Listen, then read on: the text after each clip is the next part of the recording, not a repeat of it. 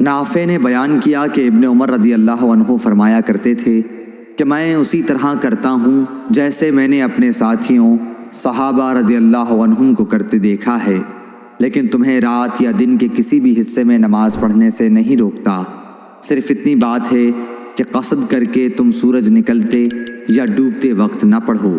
صحیح بخاری حدیث نمبر 1192۔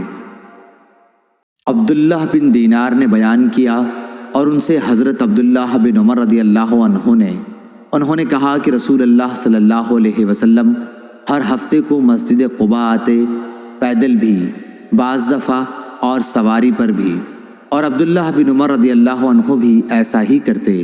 صحیح بخاری حدیث نمبر 1193۔ عبید اللہ عمری نے بیان کیا کہ مجھ سے نافع نے ابن عمر رضی اللہ عنہ سے بیان کیا کہ نبی کریم صلی اللہ علیہ وسلم قباء آتے، کبھی پیدل اور کبھی سواری پر۔ ابن نمیر نے اس میں یہ زیادتی کی ہے کہ ہم سے عبید اللہ بن عمیر نے بیان کیا اور ان سے نافع نے کہ پھر آپ اس میں 2 رکعت نماز پڑھتے تھے۔ صحیح بخاری حدیث نمبر 1194۔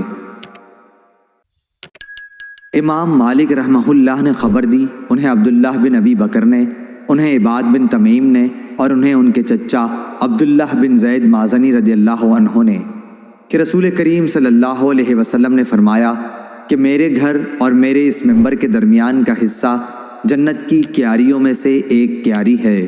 صحیح بخاری حدیث نمبر 1195۔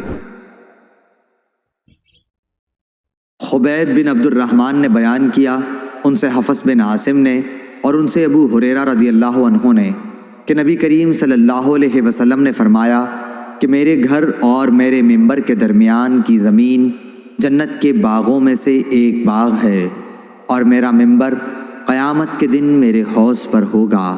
صحیح بخاری حدیث نمبر 1196۔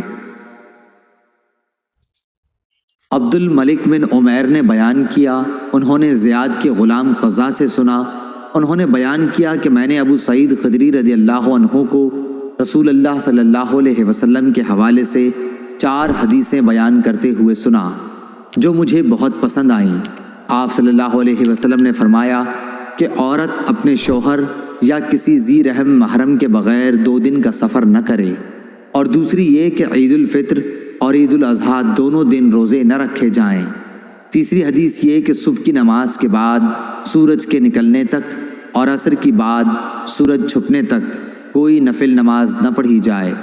چوتھی یہ کہ 3 مسجدوں کے سوا کسی کے لیے کجاوے نہ باندھے جائیں، مسجد حرام، مسجد اقصیٰ اور میری مسجد یعنی مسجد نبوی۔ صحیح بخاری حدیث نمبر 1197۔